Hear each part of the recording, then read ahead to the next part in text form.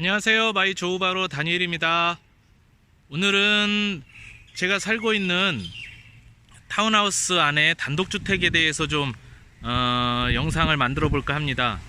다행히 날씨가 돌아다니면서 영상을 찍는데 굉장히 좋아서 날짜를 오늘로 잡았습니다. 이게 평소에 이 시간 같으면 햇빛 나고 그러면 사실 걸어 다니면서 동네 산책하기 굉장히 뜨거워서 더워서 못 돌아다니는데, 다행히 바람도 많이 불고 비가 오려고 그러는지 햇빛도 없고 거의 없고, 그래서 영상을 좀 찍는데 도움이 될 것 같아서 영상을 한번 찍어보려고 동네에 산책을 나왔습니다. 지금 여기 수영장이 보이는 이런 집들이 말레이시아에서 가장 큰 단독주택 중에서 큰 형태인데, 방갈로라고 하는 집들입니다. 방갈로.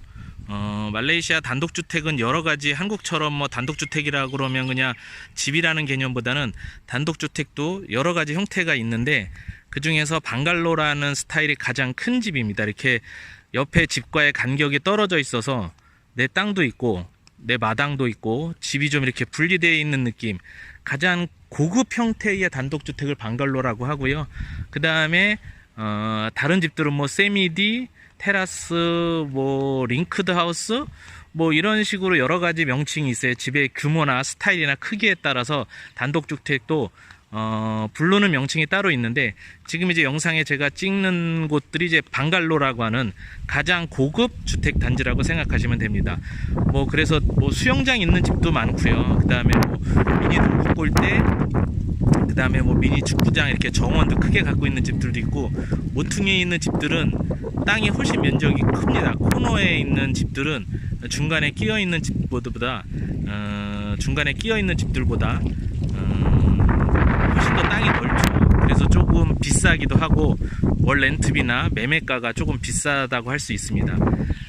이런 단독주택에 사는 가장 큰 장점, 제가 단독주택으로 이사를 오게 된 가장 큰 장점은 저는 주차라고 생각을 합니다. 제가 콘도에 살았을 때 주차하는데 정말 10분씩 걸리고, 차를 빼는데 막 5분 10분씩 걸리고 그랬어요. 왜냐하면 한국 아파트 주차 방식이랑 달라서, 한국은 그냥 주차장에 빈자리가 있으면 마음대로 아무데나 주차를 하는 경향이 많은데, 이 나라는 집마다 주차장에 자리가 정해져 있어요.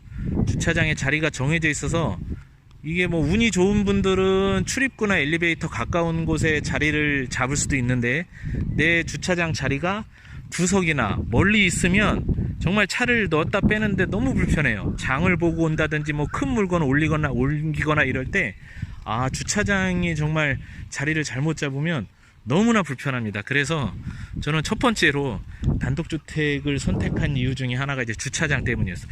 이렇게 단독주택들은 다 집 앞에 바로 차를 댈 수 있게 돼 있습니다. 이렇게 더 큰 집들은 주차장이 이렇게 차고 전동식 형태로 돼 있는 경우도 있지만, 여기는 지금 이제 그냥 차를 그냥 바로 집 앞에 넣을 수도 있는데, 물론 이 단지 내에도 같은 방갈로 중에서도 뭐 1단지, 2단지 이렇게 있고, 그 다음에 단지의 어떤 규모에 따라서 집 형태나 이런 구조가 조금씩 바뀌게 되는데, 여기 있는 집들은 이제 차고가 따로 있지는 않고 그냥 문 앞에 저렇게 주차를 하면 되게 돼 있는 지역이죠. 그래서 주차장이 저는 가장 큰 장점이라고 생각해요. 뭐 사러 나가고 싶거나 뭐 차에 뭐가 필요할 때 그냥 문 열고 나가면 바로 내 차가 있다라는 거, 이게 저는 단독주택의 가장 큰 장점이라고 생각하고, 두 번째는 단독주택의 또 장점은 마당이 있는 것. 물론 이 마당이 있는 게 관리를 해야 되고 뭐 잔디도 깎아야 돼서 굉장히 불편하실 수도 있는데, 제가 생각하는 또 장점은 나만의 정원을 가질 수 있다라는 거죠. 이 지금 끝에 있는 이 집 같은 경우는 조경을 좀 해놨는데, 여기도 단지 보면 뭐 조경을 정말 많이 신경 쓴 분들이 있어요. 비싼 나무, 뭐 야자수, 이런 망고나무나 이런 거 갖다 놓은 집도 있고, 조그만 꽃을 화단으로 만든 분도 있고, 이분은 뭐 조경을 뭐 조금 해 놓으신 편이고요. 반대로 앞에 있는 집을 보면 이 집은 거의 마당을 그냥 안 꾸며 놓은 거죠. 그냥 잔디 그대로 있는데, 아무튼 마당을 꾸밀 수 있다라는 거, 이게 뭐 장점이죠. 이런 거 좋아하시는 분들, 저도 뭐 커피나무나 이런 거를 한국에서 되게 키워보고 싶고 좋아해서 여기서 커피나무를 키우고 있는데, 아무튼 이렇게 나만의 정원을 가질 수 있다라는 거, 이게 이제 단독주택의 장점이 될 수 있죠. 그 다음에 단독주택 단지의 또 하나의 장점은 지금처럼 단지 내를 산책하기가 좋게 돼 있어요. 물론 단독주택 단지라고 다 이런 건 아니겠지만 단독주택이 있는 고급 타운하우스들은 대부분 산책로나 조경이 굉장히 잘 돼 있는 편입니다. 그래서 동네를 이렇게 가볍고 자유롭게 산책을 할 수 있고, 그 다음에 아이들과 자전거를 타고 다니기도 쉽고, 그 다음에 뭐 강아지를 키우면서 산책을 할 수도 있고, 맞습니다. 또 하나의 장점이 바로 이제 애완동물을 키울 수 있다라는 거. 대부분 이 나라 콘도에서 애완동물을 키운다라는 게 거의 불가능에 가깝거든요. 근데 뭐 단독주택은 실제로 뭐 서양인들도 많이 살아서 그런지 강아지를 키우는 분들도 굉장히 많아요. 뭐 작은 반려견부터 굉장히 큰, 정말 뭐 어마어마하게 큰 강아지들을 데리고 산책하는 외국인들을 보면 너무 부럽더라고요. 그래서 장점 중에 또 하나는 바로 이제 애완견을 키울 수 있다라는 거. 요런 것들이 장점이고, 그 다음에 집도 또 하나의 장점은 집이 엄청 큽니다. 정말 같은 가격일 경우에 콘도랑 뭐 월세가 비슷하다고 할 경우에 콘도보다 거의 2배 정도 되는 공간을 쓸 수가 있을 것 같아요. 저희 집만 해도 이런 방갈로 같은 고급 타운하우스는 아닌데, 저희 집도 방은 5개, 물론 이제 가정부 방까지 포함했었는데 일반 방 4개에 화장실은 6개, 뭐 보통 이렇게 돼 있어요. 이런 집들은 훨씬 더 어마어마하겠죠. 거실도 엄청 크고 주방도 엄청 크고 정말 뭐 너무 넓습니다. 이게 한국에서 살던 아파트보다 여기 와서 콘도를 사시면 보통 뭐 3베드룸 이런 콘도를 많이 사시는데, 2베드룸이나 그런데 들어가 보면 사실 한국 아파트 사시는 것보다 이렇게 고급스럽다라는 느낌은 잘 못 느끼시는데, 이 나라 단독주택 방갈로 같은 집을 들어와 보면 정말 어마어마해요. 뭐 대지는 뭐 한 100평에서 300평 정도 되는데 건평이 뭐 거의 그냥 뭐 150평, 200평, 저기 좀 수영장도 보이실지 모르겠는데 수영장 있는 집들이고, 거의 건평 뭐 100평, 150평, 뭐 200평 이 정도 돼 있는 이제 대저택들이거든요. 근데 뭐 여기 집들은 굉장히 비싼 단지지만, 물론 비슷한 가격의 콘도보다는 단독주택이 조금 저렴한 것 같아요. 저렴한 게 아니고 더 넓은 것 같아요. 그래서 뭐 한 3,000링기 정도 되는 그런 콘도하고 3,000링기 정도 되는 단독주택을 보면 단독주택이 조금 더 공간이 훨씬 넓다고 말씀드릴 수 있습니다. 그래서 좀 공간이 넓은 거, 주차 좋은 거, 정원 있는 거, 강아지를 키울 수 있는 거, 그 다음에 이제 마지막으로 이제 아이들과 산책하기 좋다라는 거. 말레이시아는 인도도 잘 없고요. 사실 자전거 타고 나가서 다닌다라는 게 거의 불가능에 가깝습니다. 자전거 타는 사람도 거의 없고, 도로 사정이 그렇게 자전거를 타기 쉽게 돼 있지 않아요. 근데 한국 분들 자전거 좋아하시거나 아이들 키우는 분들 입장에서는 자전거 가져오시는 분들도 있는데, 자전거 타기가 콘도나 이런 데서는 단지 안에서 자전거 타러 다니기가 너무 불편할 수 있고 거의 불가능에 가까운데, 이런 단독주택 단지는 별도로 있는 단지가 아니고 이렇게 타운하우스처럼 단지로 구성되어 있는 곳은 뭐 산책을 하거나 뭐 자전거를 타거나 뭐 이런 킥보드를 타거나 뭐 이렇게 자유롭게 돌아다니면서 하는 게 너무 좋죠. 산책도 안전하게 다닐 수도 있고, 그런 것들이 제가 생각하는 이제 단독주택의 장점이라고 할 수 있겠습니다. 자, 그럼 이제 단점이 뭐가 있을까요? 단독주택의 단점. 단독주택의 사실은 단점은 많은 분들이 제일 먼저 지적해 주시는 게 벌레라고 말씀하시는 것 같아요. 벌레가 많은 게 단점이라고 하시는데, 자, 지금 보시면 이렇게 강아지 갖고 산책하고 이렇게 산책하는 모습 보일 수 있죠. 이런 강아지하고 이렇게 같이 산책하는 모습들이 한국에서는 굉장히 일반적이고 쉽게 볼 수 있는 모습인데, 이 말레이시아에서는 저런 모습 보기가 사실 거의 불가능에 가깝습니다. 왜냐하면 콘도 생활을 많이 하시는 분들은 더더군다나 그렇고, 말레이시아가 이제 강아지, 개를 키우는 거에 대해서는 이제 별로 이렇게 좋아하거나 긍정적이진 않아요. 고양이, 종교적인 특성이 있는데 고양이는 굉장히 많이 키우는데, 강아지, 개를 키우는 데 있어서는 조금 많이 제약이 많이 있습니다. 그래서 이렇게 강아지를 데리고 다니는 산책하는 모습을 사실은 보기가 굉장히 어려운데 지금 이런 단독주택 단지에 사시면 그런 모습들을 쉽게 보실 수 있다라는 장점이 있죠. 자, 단점을 말씀드리다 말았는데 단독주택의 단점은 사실은 제가 생각하는 단점은 뭐 저는 크게 느끼질 않는데 가장 민감해하시고 많이 말씀하시는 것들이 이제 바로 벌레에 대한 부분이에요.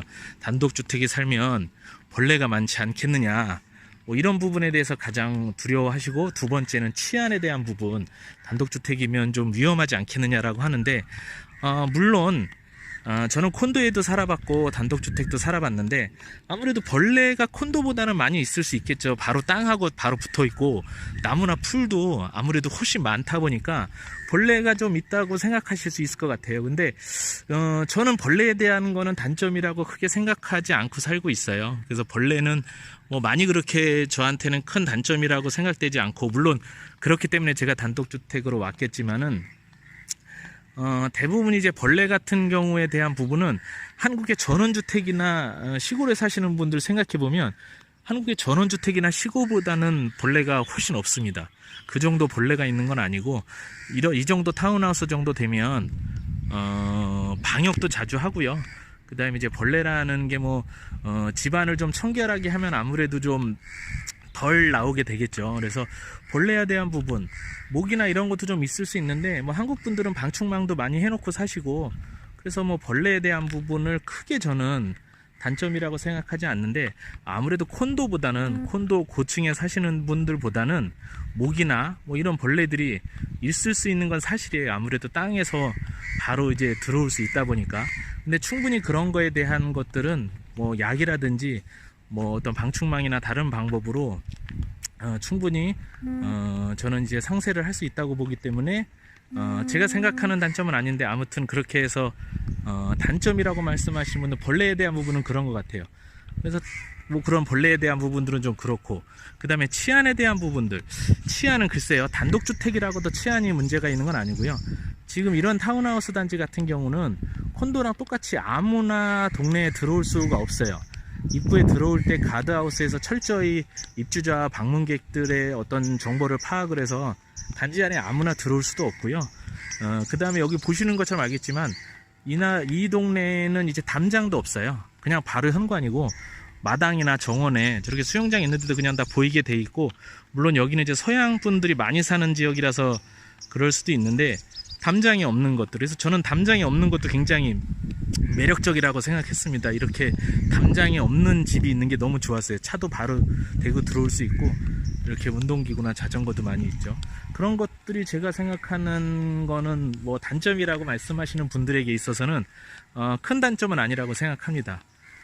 그래서 벌레에 대한 부분, 치안에 대한 부분은 제 개인적인 생각은 큰 단점은 아닌데, 그건 이제 뭐 생각하는 분들에 따라서 좀 다를 수도 있겠죠. 그런 부분이 아무래도 단점으로 다가올 수 있으실 수도 있죠. 그래서 근데 뭐 벌레에 대한 부분은 제가 뭐 개인적으로 말씀드릴 수 없고, 이 집은 굉장히 뭐 조경도 잘 해놓고 되게 부자가 사시는 집인가 보네요. 지금 차 번호판에 저렇게 S가 앞에 있는 차들은 싱가폴 차입니다. 여기에 이 단지에는 싱가폴 분들이 굉장히 많이 살고요. 싱가폴에서 뭐 출퇴근하시는 분들도 계시고, 싱가폴에서 사시면서 이제 주말 별장처럼 이용하는 분들도 계시고, 서양인 분들도 많이 사는 좀 고급 단지라서 그런지 몰라도 싱가폴 차도 굉장히 많이 보여요. 싱가폴 분들, 그리고 뭐 이렇게 낮에 이제 공원, 이렇게 단지 내 공원을 산책하시는 분들도 있고, 이렇게 다녀보면 사람이 아무도 안 사는 것 같죠. 낮에는 주로 이제 밖에 나가서 일을 하거나 집안에 계셔서 이 시간에 돌아다녀 보면 사실 정말 사람이 사는 동네인가 싶을 정도로 너무 사람이 없어서 처음에 집 보러 왔을 때 되게 놀랍기도 했는데, 저녁이 되면 또 다들 바베큐 파티도 하고 아이들과 놀러 나오시기도 하고 굉장히 뭐 되게 즐겁게 사는 동네라고 생각이 됩니다. 그래서 단독주택 단지는 뭐 이렇다고 보시면 됩니다. 지금 이렇게 대부분 단독주택은 이렇게 물론 이런 단독주택이 말레이시아에 다 이런 단독주택이 있는 건 아니고요. 이 지역은 특히나 말레이시아 조호바루 내에서도 손꼽히는 굉장히 고급 주택 단지고, 물론 저도 이런 집에 사는 건 아니고 이런 단지 안에 있는 작은 단독주택에 살고 있습니다. 지금 뭐 이런 집들은 보통 매매가 한 한국 돈으로 한 10억 정도, 비싼 집들은 한 15억까지 나가고요. 월세로 렌트를 만약에 사신다고 하면 한 달에 7천, 8천? 그러니까 한 200만원 월세부터 비싼 집들은 한 400만원? 이 정도까지 나가는 집들입니다. 대부분 뭐 주재원 분들이거나 요게 요 단지 옆에 이제 푸트리아버 이제 에듀시티라고 대학 단지가 있는데 그쪽에 있는 대부분 서양 교직원 분들이 많이 살고요. 뭐 한국 분들도 몇 분 사시는 걸로 알고 있어요. 그래서 이렇게 단독주택에 대한 소개를 좀 드려봤습니다. 영상이 사실 뭐 지루한 영상이 돼버릴 수도 있었네요. 생각보다 좀 짧게 하려고 그랬는데 시간이 너무 길어져서 좀 지루한 영상이 되고, 제가 항상 이 아직 편집하는 방법을 잘 못 배워서 자막을 넣거나 편집하는 방법을 못 하다 보니까 그냥 영상만 이렇게 녹음으로 보내드리고 있는데 정말 죄송하고 반성합니다. 빨리 이 기술을 배워서 조금 더 여러분들이 정보를 쉽고 편안하게 보실 수 있게 제가 이제 자막도 좀 넣어보려고 하고 이렇게 또 편집도 좀 재밌게 해서 좀 더 이제 좋은 정보를 드릴 수 있도록 노력하는 2019년 돼지띠 한 해가 되도록 하겠습니다. 자, 이렇게 해서 단독주택 투어, 단독주택 동네 구경에 대한 영상을 마치도록 하고요. 궁금하신 내용은 그 댓글로 달아주시거나, 제가 카페나 블로그 그 카톡에 대한 정보들도 올려놨는데 그쪽으로 문의 주시면 제가 아는 한도 내에서는 성심성의껏 답변을 드리도록 하겠습니다. 자, 그럼 오늘도 즐거운 하루 되시고요. 이상으로 마이 조우바루의 다니엘이었습니다. 감사합니다. 오늘은 하늘이 흐리네요.